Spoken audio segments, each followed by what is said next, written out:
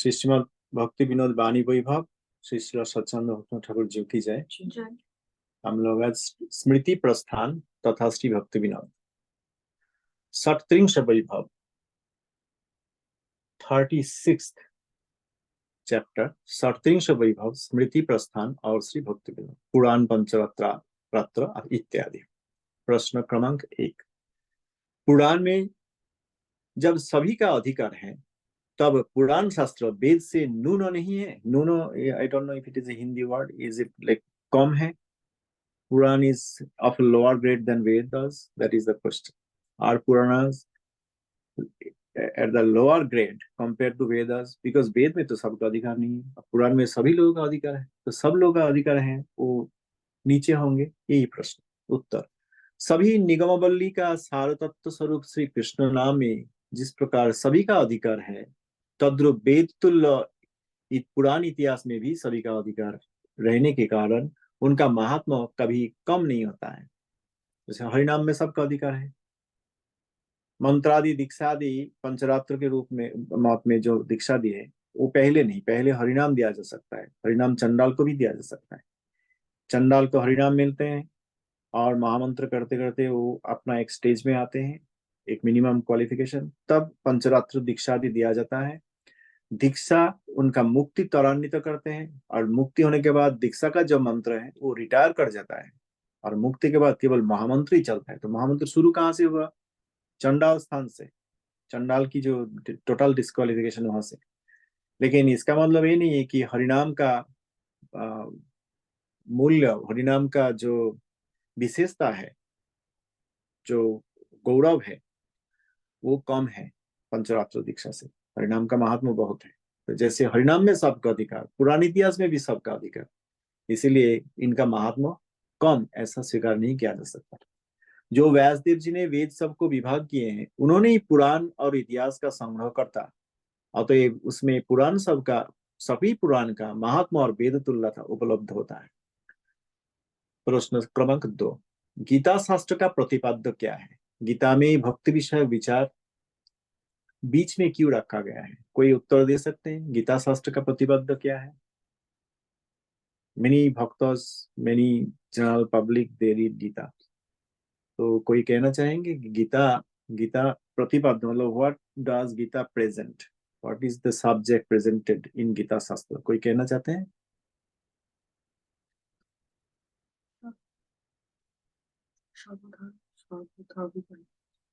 सर्वधर्म परित्याज्य, हाँ वो तो गीता का है, सर्वधर्म परित्याज्य। यहाँ पे एक उत्तर आ रहा है कि सर्वधर्मान परित्यज्य, ये गीता का कंक्लूसिव इंस्ट्रक्शन है। That is true.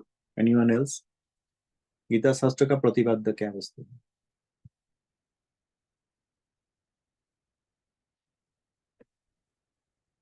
नहीं, कोई कुछ नहीं कहेंगे? गीता, कोई read Gita? People sell Gita, people distribute Gita, people translate Gita. तो गीता के विषय में तो सभी को मालूम होगा। I'm not saying we translate, I'm saying people translate Gita and then distribute Gita and give Gita to others. Very nice. Many people have Gita at home, whether they read or not. Very nice. Having Gita at home is great. तो गीता शास्त्र का प्रतिपाद्य तो क्या कोई नहीं, कुछ और कोई कुछ नहीं कहेंगे?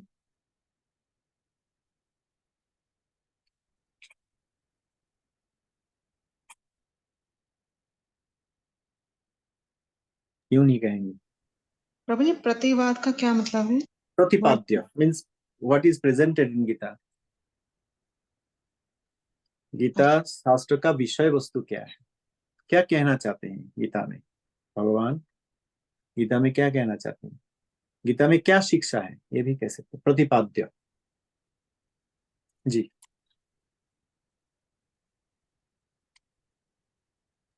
तो मुझे गीता में तो सारा लाइफ का वही दिया हुआ, लेकिन जो दीदी ने बताया ये भी सर्वधर्मान परित्यज्य मामेकम शरणम व्रज, अल्टीमेट तो वही कंक्लूजन निकलता है।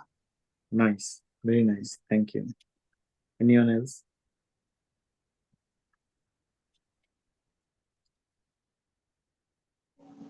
Alright, then the second part of the question is Gita में भक्ति विषयक विचार बीच में क्यों रखा गया है? Do you understand the question? Gita में भक्ति विषयक जो विचार है वो बीच में क्यों रखा गया है? इसका मतलब क्या है? Let's understand the question first, and then we will read the answer. We will understand the question further, and also we'll try to understand the answer given by Srila Bhaktivinoda Thakur. भक्ति विषयक विचार बीच में क्यों रखा गया है? एक प्रश्न है यहाँ पे, कोई कहना चाहेंगे?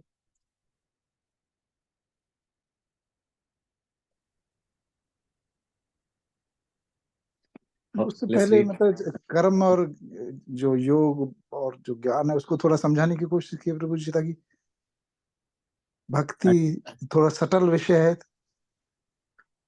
तो बीच में क्यों है?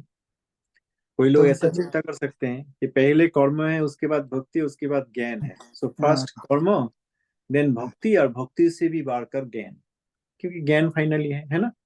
नहीं नहीं, मेरा मतलब वो नहीं है प्रभु जी। No, I'm saying, I'm हाँ, clarifying. What you हाँ, said is fine. I'm trying to say from my end also हाँ, कि कोई लोग चिंता कर सकते हैं कि पहले कर्मयोग का विषय है, उसके बाद भक्ति योग है, और उसके बाद ज्ञान योग। तो पहले लोगों को कर्म करना चाहिए। कुछ लोग जो हायर प्लेटफॉर्म में हैं वो लोग भक्ति योग करेंगे, और उससे भी बढ़कर जो आगे हैं, आगे चले गए हैं, वो ज्ञान योग करेंगे। ऐसा ही लगता होगा। इसीलिए ठाकुर महाशय जी यहाँ पे इस प्रश्न का उत्तर दिया। श्रीमद सुंदरानंद विद्या विनोद ठाकुर ये प्रश्न रखा कि गीता में भक्ति विषय विचार बीच में क्यों रखा गया है? जी, that's how I would try to clarify that question. Many people think that way. हाँ, कुछ कह रहे थे, बताइए।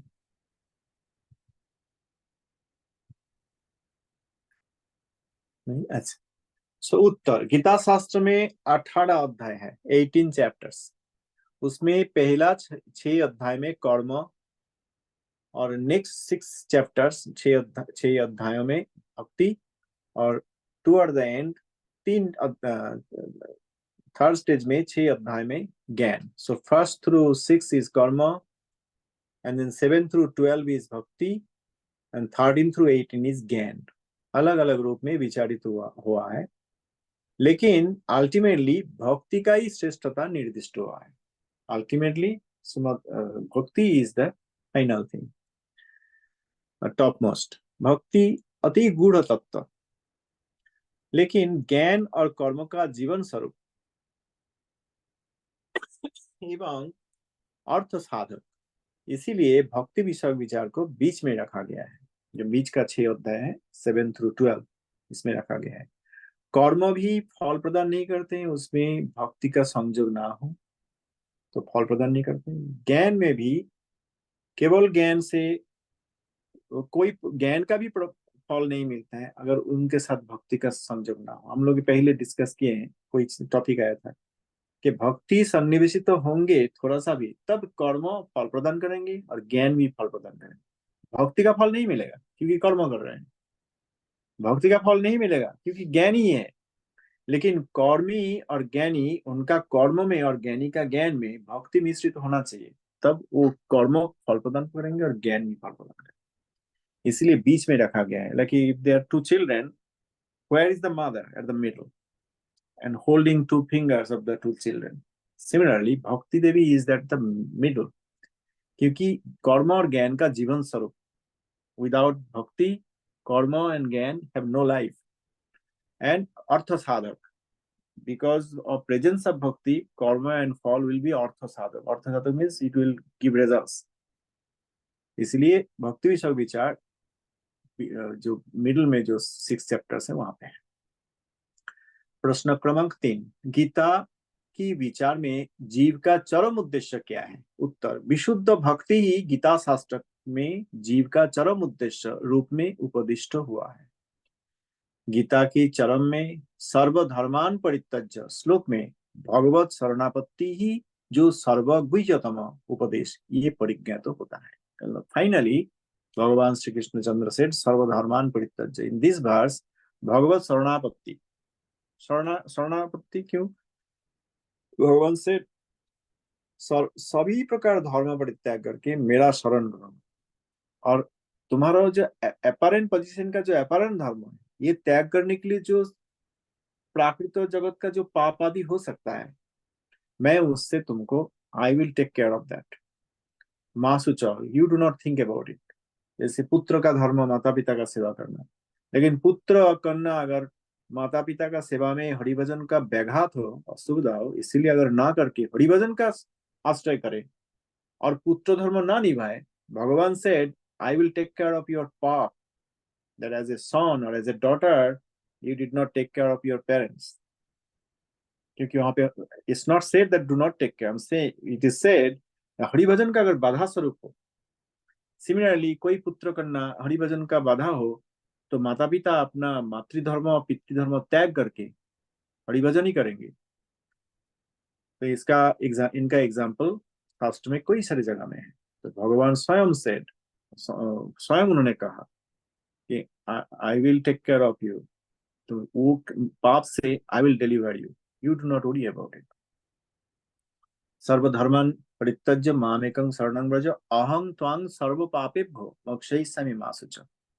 ये सब जागतिक धर्म पालन करना चाहिए, नहीं करेंगे तो पाप होगा। लेकिन पाप और पुण्य का विचार से भक्ति और सेवा बहुत ऊपर है। इसीलिए भक्ति की अनुष्ठान करने के लिए, भगवत सेवा करने के लिए अगर जगत का कोई जो अपरेंट धर्म है वहां वो धर्म पालन नहीं करेंगे तो उसमें पाप अवश्य होगा। लेकिन भगवान गारंट वहां पे निश्चयता दिए, he has guaranteed that he will take care of us. क्योंकि हम लोग इस जगत में कोई एक माता पिता का संतान, कोई पुत्र कन्या का पिता, कोई स्त्री का स्वामी या कोई पति का पत्नी, इसी रूप में हम आए हैं। स्त्री की स्वामी और स्त्री आपका बेटा, राइट। सो स्त्री की स्वामी यही होगा ना हिंदी में, का स्त्री, स्वामी, हाँ, का प्रभु जी, स्त्री स्त्री का का स्वामी, स्वामी और पत्नी की पति, पत्नी का पति, पत्नी का पति और पति की पत्नी, राइट, जी। पति की पत्नी, राइट। तो ये जगत में है। इससे पहले भी हम लोग बहुत सारे पति पत्नी माता पिता का रोल प्ले किए। उस समय कोई और आत्मा हमारा पुत्र कन्या रूप में आए थे, हम उनका माता पिता बने थे। कोई और पत्नी रूप में आई थी, हम उनका पति बने थे। कोई और पति बन के आए थे। कोई स्त्री अभी जो है वो उस समय अगर स्त्री हुई होगी तो उनकी पत्नी थी। तो जगत में ये सब धर्म निभाने के लिए हाँ जरूरत है क्योंकि जागतिक रूप में, लेकिन हरिभजन का अगर बाधा हो तो त्याग कर सकते हैं। त्याग करके भी हरिभजन करना चाहिए।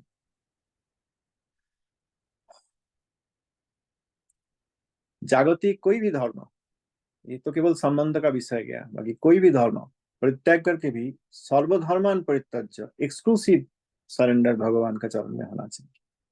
तो सर्वधर्मान परित्यज्य गीता में भगवत शरणापत्ति सबसे गुह्यतम, द मोस्ट सीक्रेट उपदेश, ये समझ में आएगा।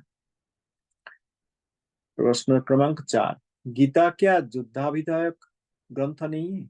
गीता में भगवान Shri Krishnachandra Gita he spoke to his friend Arjun, who is a Mahavishnav among the Pandavas।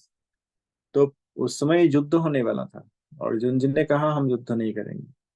We all have heard this।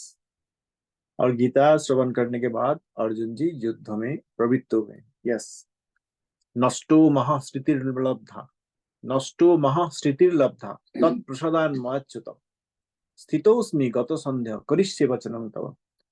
हे कृष्ण, आपका बात, आपका उपदेश सुन के मेरा सभी मोह, विस्मृति इत्यादि और जागृत स्थिति ये सब हमारा चला गया है। नष्टो मोह, हाँ सॉरी, मोह चला गया है और मैं स्मृति, आई हैव गॉट बैक स्मृति, स्मृति लब्धा तत्प्रसादान, मतलब आपका प्रसाद में, आपका कृपा में, करुणा में। स्थितोस्मि, मैं अभी स्थिर हूँ युद्ध करने के लिए। स्थितोस्मि गतो संदेह, मेरा कोई सब संदेह संशय चला गया है। करिष्ये वचनम तव, I will do as per your instruction. तो गीता क्या ये युद्ध में उपदेश, युद्ध के लिए उपदेश करने वाला एक ग्रंथ नहीं है?